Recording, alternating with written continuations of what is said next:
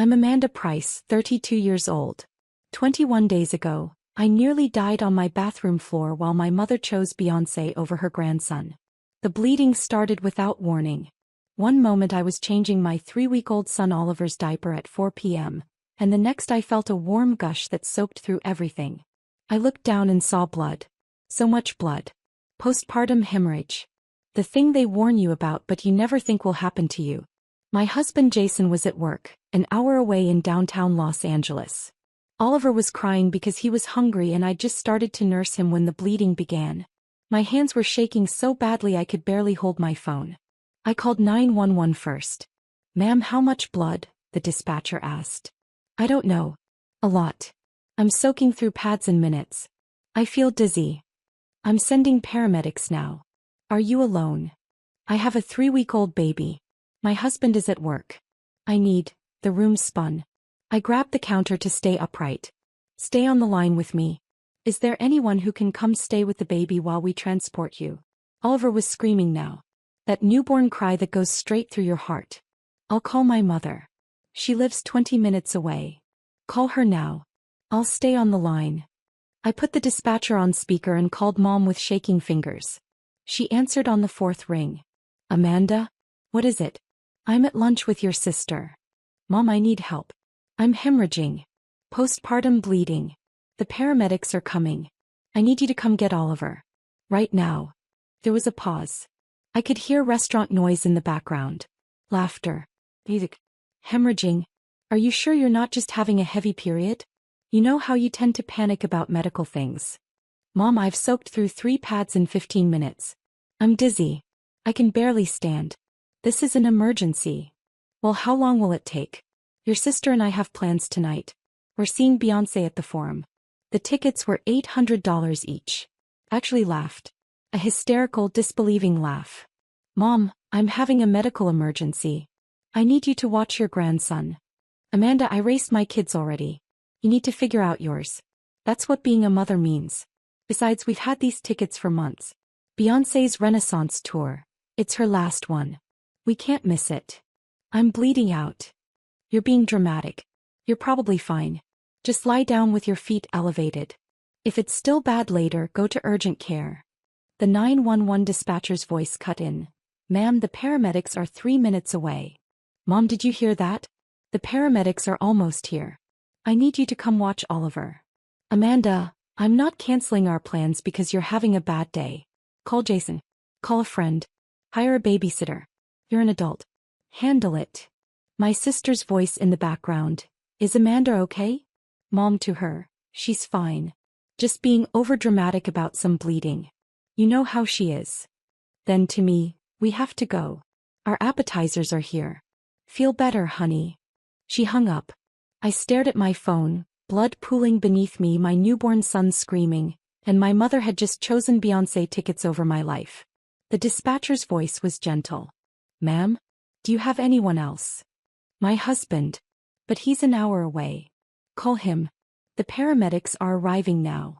The paramedics, 2 men in their 40s, found me on the bathroom floor, Oliver in his bassinet nearby, still crying. "How much blood have you lost?" the first paramedic asked, already checking my vitals. "I don't know. A lot. I'm 3 weeks postpartum. The bleeding just started an hour ago. Blood pressure is 80/50. Pulse is 140. She's going into shock." He looked at his partner. "We need to move fast." They started in 4 while I called Jason. "Babe, I'm leaving right now," he said when I explained. His voice was tight with fear. "I'll be there as fast as I can." "Oliver. I'll call my mom. She's closer. She'll be there in 30 minutes. The paramedics need to leave now. Then we find someone to ride with you in the ambulance with Oliver, or we call emergency childcare. Amanda will figure it out. Just focus on staying conscious." The second paramedic was already on his phone. "I'm calling our pediatric transport unit. They can take the baby with you or arrange immediate care." But I remembered something. A card my doula had given me at my baby shower. Emergency newborn services, because new mothers shouldn't have to choose. "There's a service," I said. "In my hospital bag. A card. Emergency newborn care." One of the paramedics found it and called while they loaded me onto the gurney. A woman answered immediately. Emergency newborn services, this is Rachel. I need immediate help, I said, my voice weak. Postpartum hemorrhage. 3-week-old baby. No family available. I'm being transported to Cedars-Sinai. We'll have a specialist at Cedars before you arrive. What does Oliver need? I told her about his feeding schedule, his bassinet, his favorite swaddle. She took notes calmly, professionally, like this was routine. Our specialist Jennifer is 15 minutes from Cedars. She's a postpartum doula and pediatric nurse. She'll meet the ambulance, take Oliver, and care for him until your husband or mother-in-law arrives. Our emergency rate is $150 per hour with a 4-hour minimum. Whatever it costs. Just please take care of my baby. Amanda, your son is going to be fine. You focus on getting to the hospital. We've got Oliver. As they wheeled me to the ambulance, Oliver strapped in his car seat beside the gurney, I did something I'd been doing for 10 years. Something I'd kept secret from Jason until 2 years ago. Something that had cost me everything and given me nothing in return. I opened my banking app with blood-stained, shaking hands. There it was. The automatic transfer I'd set up when I was 22 years old and got my first job out of college. $5,000. Every month. On the first. For 10 years.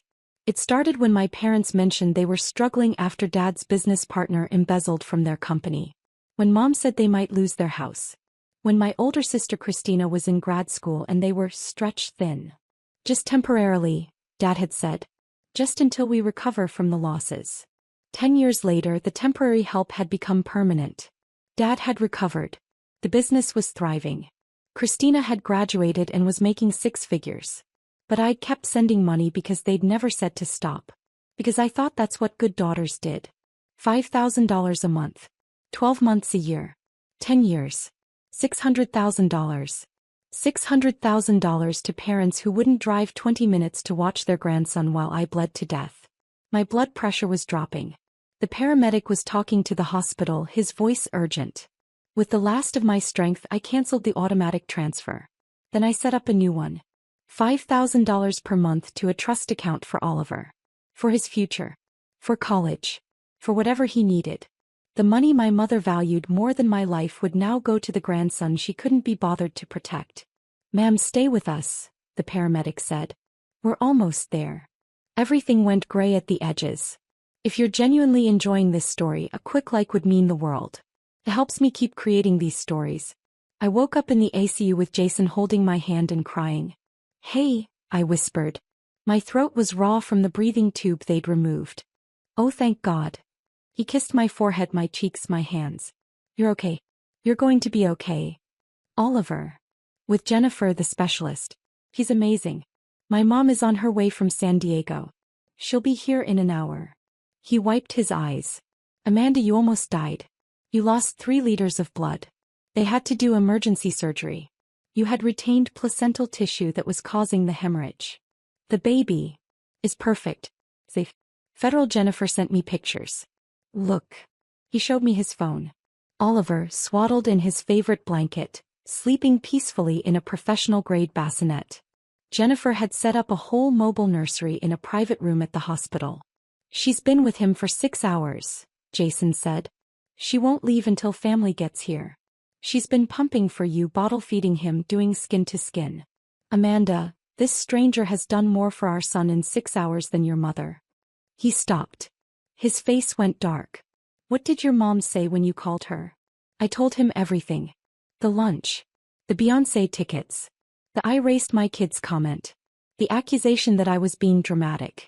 Jason stood up so fast his chair fell over. She said what? Jason. She told you to figure it out? While you were hemorrhaging. While her 3-week-old grandson needed help. His voice was rising. Where is she? Is she here? I don't know. I don't care. I care. I care a lot. He pulled out his phone. I'm calling her right now. Jason, don't. But he was already dialing. It rang twice before my mother answered. Jason, how's Amanda? We've been so worried. The concert just ended and we saw your messages. Jason's voice was ice. You've been worried? You've been at a Beyoncé concert for the past 4 hours while Amanda had emergency surgery to save her life. Emergency surgery? Jason, you're exaggerating. Amanda said she had some bleeding.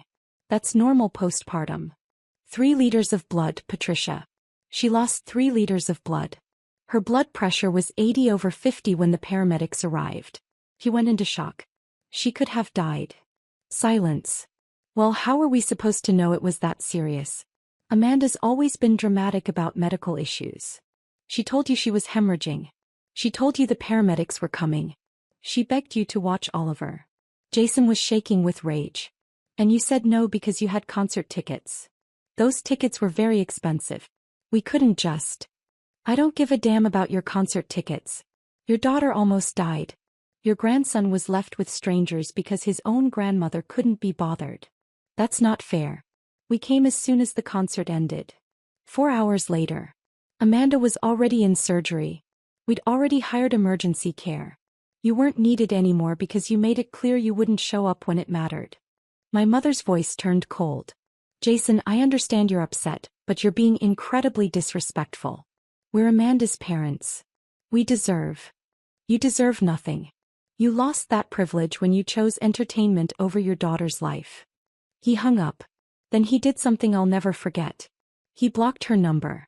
Then Christina's. Then my father's. They're not visiting, he said flatly. They're not meeting Oliver again until you decide. If you decide that you want them in his life. But right now they don't get access to you or our son. I should have argued. Should have said that was too extreme. But all I felt was relief. Dr. Morrison, the OB who'd performed my emergency surgery, came in an hour later. She was in her 50s with kind eyes and no-nonsense energy. Amanda, you're very lucky. Another 30 minutes and we would have been doing a hysterectomy or worse. She sat down. You had significant retained placental tissue. It caused catastrophic bleeding. We had to surgically remove it and repair damage to your uterine wall. Will I be able to have more children? Yes. But you'll need to wait at least 18 months and you'll be high risk. We'll monitor you closely. She paused. Amanda, I need to ask you something. When you called your mother for help, what did she say? I told her. Dr. Morrison's face went very still. Then she stood up. Excuse me for a moment. She walked into the hallway. I could hear her voice, sharp and clear. Mrs. Price? I'm Dr. Morrison, Amanda's OB-GYN. I understand you're in the waiting room. My mother's voice. Yes, we've been here for an hour. They won't let us see Amanda. Her husband is being completely unreasonable. I'm the one who gave the order. Amanda is not receiving visitors except approved family. We are family. We're her parents. Let me be very clear about what happened to your daughter today. She experienced a postpartum hemorrhage caused by retained placental tissue. When she called you, she was already in early shock. Her blood pressure was critically low. She was bleeding at a rate that would have killed her within the hour. Silence from my mother. She called you, her mother, and asked for help with her 3-week-old infant. And according to her medical history notes, you refused because you had concert tickets. Is that accurate? We didn't know it was that serious. She told you she was hemorrhaging. She told you paramedics were coming. What part of that didn't sound serious?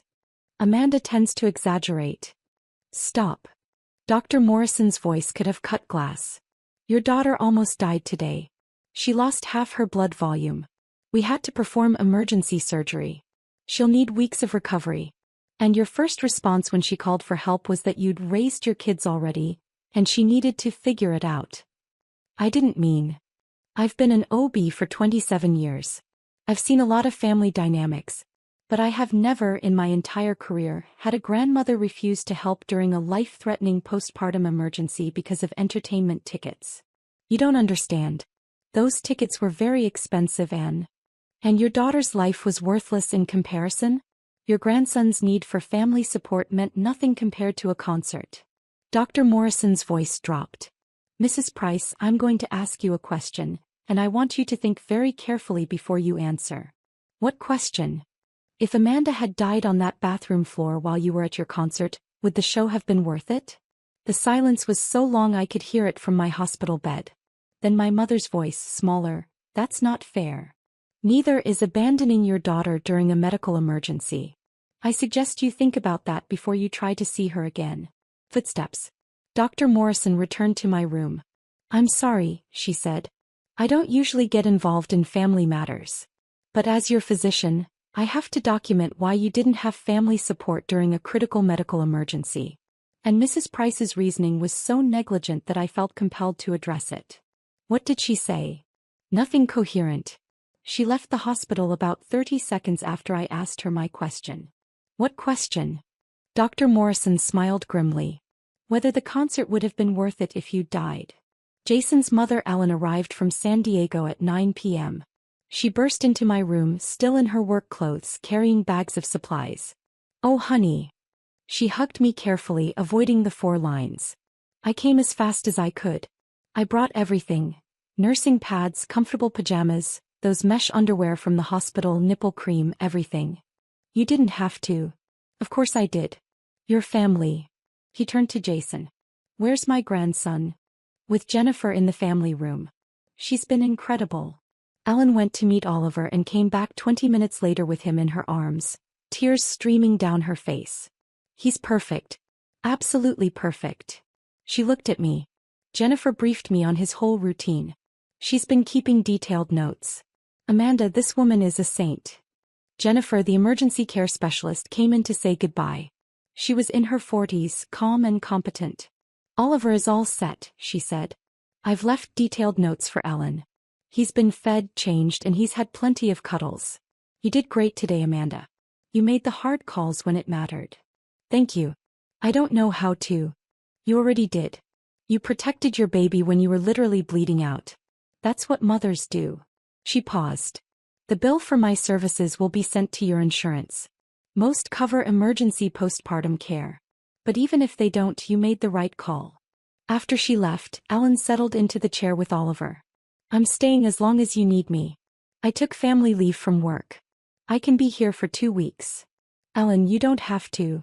I want to. I'm his grandmother. This is what grandmothers do. She looked at me steadily. Jason told me what Patricia said. What she did. I looked away. Amanda, I need you to hear this. What she did was unforgivable. Not just refusing to help. That would be bad enough.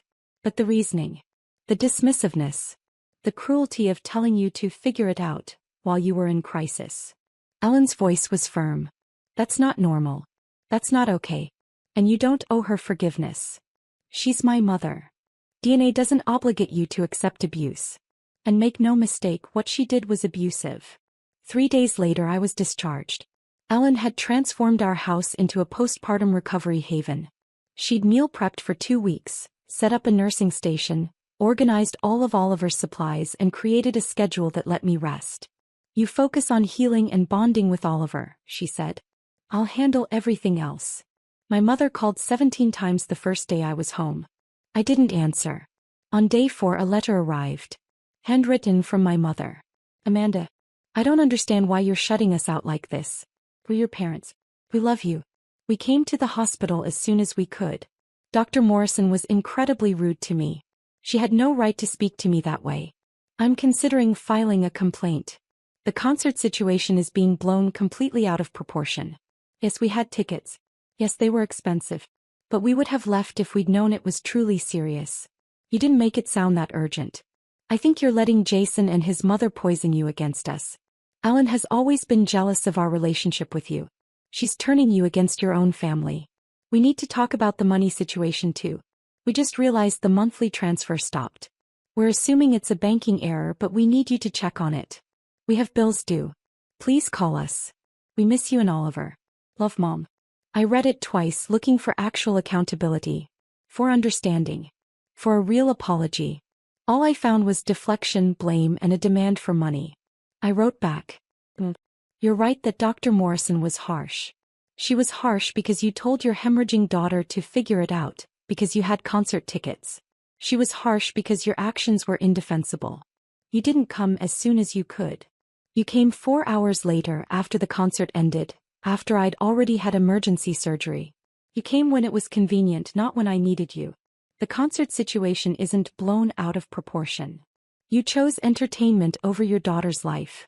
Those are the facts. The money transfers weren't a banking error. I canceled them. I've been sending you $5,000 a month for 10 years. That's $600,000. You never once thanked me. Never once asked if I could afford it. Never once acknowledged where it came from. And when I nearly died, when I begged for help with your grandson, you said you'd raised your kids already, and I needed to figure it out. That money now goes to Oliver. The grandson you abandoned. The child you couldn't protect for even 4 hours. Don't contact me again unless you're ready to take real accountability. Not excuses. Not blame. Real, honest acknowledgement of what you did and why it was wrong. Amanda.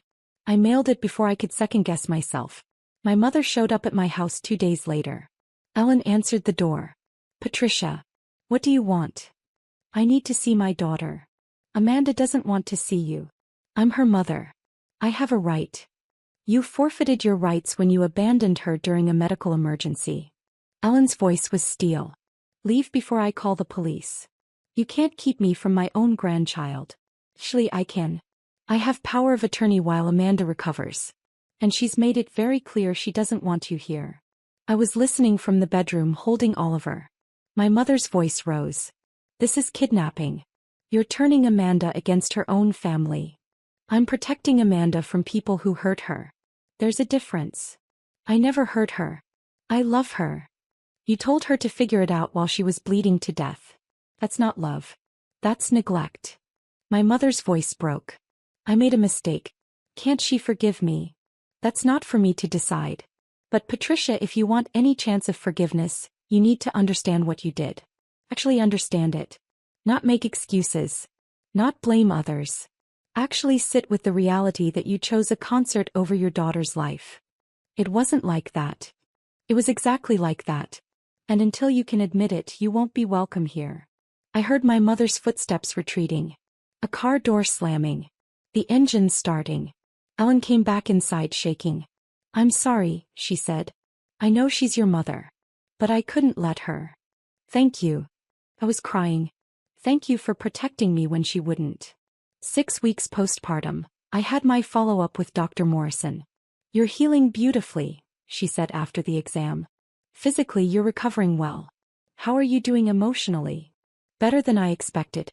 My mother-in-law has been amazing. Jason took paternity leave. I have support. And your mother? Haven't spoken to her. She sends letters and gifts. I don't respond. Dr. Morrison nodded. That's probably wise. Amanda, I want to tell you something.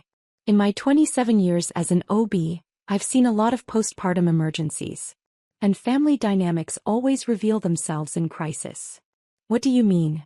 The people who show up in a crisis are your real family. The people who make excuses aren't. It doesn't matter if they share your DNA. She leaned forward. Your mother-in-law dropped everything and drove 3 hours. A professional stranger cared for your baby for 6 hours. Your husband shut down his career for 2 weeks. That's family. And my mother chose Beyoncé. Exactly. Believe people when they show you who they are. 3 months postpartum, my sister Christina called. Amanda? It's me. Please don't hang up. Almost did. But curiosity stopped me. What do you want, Christina? I need to talk to you. About Mom. About everything. She paused. Can we meet for coffee? Against my better judgment, I agreed. We met at a cafe near my house. Christina looked tired. Older than I remembered. Thanks for coming, she said as I sat down with Oliver in his carrier. You have 30 minutes. Ellen is watching from that table. I pointed to my mother-in-law, who waved cheerfully while giving Christina a look that could melt steel. Fair enough. Christina took a breath. Amanda, I need to apologize. For the concert. For not supporting you. For everything. You were there too. At the concert. I was. And I'm ashamed. She looked down. Mom told me you were being dramatic. That you always overreacted to medical stuff. I believed her because it was easier than challenging her. I almost died, Christina. I know. I didn't know that at the time, but I know now. And even if it hadn't been that serious, I should have pushed her to help. You were 3 weeks postpartum with a newborn. Even if it was just heavy bleeding, you deserved support. I waited. There's something else, Christina said. Mom asked me to start sending her money. She said you cut her off over a misunderstanding, and she needs help with bills. What did you tell her? I asked how much you'd been sending. She said it was just a little help here and there. So I looked into it. Christina met my eyes. I found your old bank statements. You left them at Mom's house years ago. Amanda, you've been sending her $5,000 a month for 10 years. Yes. That's $600,000. I'm aware. Christina sat back, stunned. How? How did you afford that? I worked 70-hour weeks. I lived in a studio apartment until I met Jason. I drove a 15-year-old car. I never took vacations.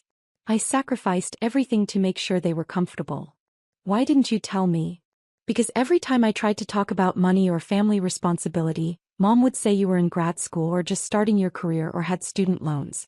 You were always exempt from helping. I've been making 6 figures for 5 years.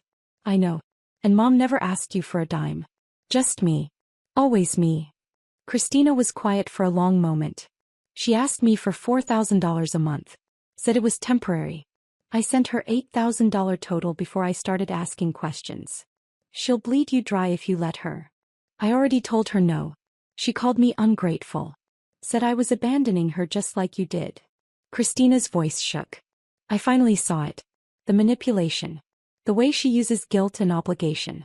The way she's always made me the golden child and you the workhorse. Took you long enough. I know. I'm sorry. I'm so sorry for all of it. She reached across the table. I don't expect you to forgive me. I just wanted you to know I see it now. I see what she did to you. What she's always done to you. What are you going to do about it? I cut her off. Financially and emotionally. I'm in therapy. I'm working on understanding why I enabled her for so long. She paused. And I wanted to ask if there's any way we can rebuild. Not now maybe. But eventually. I looked at my sister. Really looked at her. She was crying. Actually crying. Maybe, I said slowly. But Christina, it can't be like before. I can't be the one who always gives while you take. I can't be the responsible one while you're the fun one. That dynamic is done. I understand. And I want different too. I want to actually be your sister. Not Mom's enforcer or her golden child. Just, your sister. Then prove it. Do the work. Stay in therapy.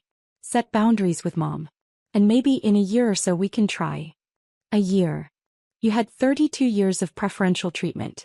You can wait a year. She nodded, wiping her eyes. Fair enough. 6 months postpartum, I got a certified letter from my parents' attorney. They were suing me for breach of financial support agreement and grandparent alienation. I called our family lawyer immediately. Richard Chin had handled our house purchase and wills. This is nonsense, Richard said after reviewing the letter. There's no such thing as a legally binding financial support agreement unless you signed a contract. Did you? No. I just started sending money when they said they needed help. Then they have no case. As for grandparent alienation, California law is very specific. Grandparents have no inherent right to visitation unless they can prove it's in the child's best interest and the parents are unfit. What do I do? We respond. We document everything. The concert, the medical emergency, the refusal to help. We show a pattern of neglect and manipulation. They won't get anywhere near Oliver with this lawsuit. Can they really take me to court? They can try. But Amanda, they'll lose. And more importantly, the judge will see exactly what kind of people they are. The case lasted 3 weeks before their attorney withdrew. Richard's response had been devastating. A complete timeline of my medical emergency, my mother's refusal to help, the $600,000 I'd sent over 10 years without acknowledgement, and their immediate lawsuit when the money stopped. Their lawyer called Richard personally. My clients didn't disclose the full situation. I wouldn't have taken this case if I'd known. Please extend my apologies to Mrs. Price. 1 year after Oliver's birth, we had a small party. Just close friends and Ellen. No one from my side of the family. Oliver was thriving. Happy. Healthy. He knew his grandma Ellen, who visited twice a month and video called every Sunday. He didn't know my mother. Didn't know my father. Didn't know he had a family on my side that had abandoned him before he was a month old. And I was okay with that. Ellen made the birthday cake. A beautiful blue and white creation with Oliver's first year, in careful frosting letters. To Oliver, she said, raising a glass of sparkling cider. And to the family that shows up. To showing up, we all echoed. Later, after everyone left, Jason and I sat on the couch watching Oliver sleep in his bassinet. Do you think you'll ever talk to them again? Jason asked. I don't know. Maybe. If they ever actually take accountability. If they ever understand what they did. I paused. But Jason, I'm not waiting for that anymore. I'm not putting my life on hold hoping they'll become the parents I deserved. Good. You deserve so much better. I have better. Have you? I have Ellen. I have Oliver. I have a family that actually values me. My phone buzzed. A text from Christina. 1 year sober from mom's manipulation. Therapy is working. Not asking to see Oliver yet. I know I need to earn that. Just wanted you to know I'm doing the work. Happy birthday to my nephew. Red heart. I showed Jason. Are you going to respond? Yeah. Because she's actually trying. Actually changing. I typed back. Proud of you. Keep going. 18 months after the hemorrhage I got pregnant again. We didn't tell anyone for months. High-risk pregnancy meant constant monitoring, frequent appointments, managed stress. Dr. Morrison watched me like a hawk. You're doing great. Blood work is perfect. Blood pressure is normal. This pregnancy is completely different. Because I'm not stressed? Because you're not carrying people who drain you. Your body knows the difference. At 38 weeks, our daughter Emma was born. Healthy. Perfect. Easy delivery. Ellen was there within hours, tears streaming down her face as she held her granddaughter. 2 grandchildren, she whispered. I'm so blessed. My mother sent a gift to the hospital. An expensive silver baby set, engraved with, to our precious granddaughter Emma. Love, Grandma and Grandpa. I sent it back with a note. You're not her grandparents. You're people who abandoned her brother when he was 3 weeks old. People who sued me for stopping payments you never earned. People who have never once taken accountability for your actions. Don't send gifts for children you don't know. Don't claim relationships you haven't built. If you want to be grandparents, it starts with being decent parents. And you've never managed that. 2 years after the Beyoncé concert, I ran into my mother at the grocery store. She looked smaller. Older. Her hair had gone gray and she'd aged in a way that suggested stress, not graceful aging. Amanda. She stopped her cart. Stared at Emma in my carrier, at Oliver holding my hand. They're so big. Kids grow. Can we talk? Please? Just for a minute. I looked at my children. At my watch. At the exit that was so close. You have 5 minutes. We stood there in the produce section while other shoppers moved around us. I'm sorry, Mom said. For everything. The concert. The lawsuit. All of it. I was wrong. What specifically were you wrong about? She blinked. What? What specifically? What did you do that was wrong? I chose the concert over helping you. And I shouldn't have sued you. And I took your money for years without appreciating it? These all sound like questions, not statements. She took a breath. Amanda, I don't know what you want me to say. I want you to say, I abandoned my daughter during a life-threatening medical emergency. I told her to figure it out when she was bleeding to death. I prioritized entertainment over her life. I took $600,000 from her over 10 years and never once acknowledged it or thanked her. I sued her when she set boundaries. I was a terrible mother and I'm sorry. Can you say that? She looked stunned. That's so harsh. That's honest. And Mom, until you can be honest about what you did, we have nothing to talk about. I'm trying. You're trying to avoid accountability. You're trying to get access to my kids without doing the work. You're trying to skip past the hard parts to get back to the benefits. I adjusted Emma in her carrier. It doesn't work that way. What do you want from me? I want you to get therapy. Real therapy, not just someone who tells you what you want to hear. I want you to understand why you treat people this way. Why you use them. Why you value money and status over relationships. I paused. And I want you to do that for yourself, not to get access to my children. How long will that take? However long it takes. Here's maybe forever. But Mom, I'm not waiting anymore. I have a family. A real one. People who show up. People who value me. You're not part of that family right now, and you won't be until you can prove you've changed. That's not fair. Neither is abandoning your daughter during a medical emergency. Neither is taking $600,000 without acknowledgement. Neither is suing your own child for setting boundaries. I started to push my card away. Fair is getting what you earned. And Mom, you earned distance. I walked away without looking back. Oliver asked, "Who was that lady, Mama?"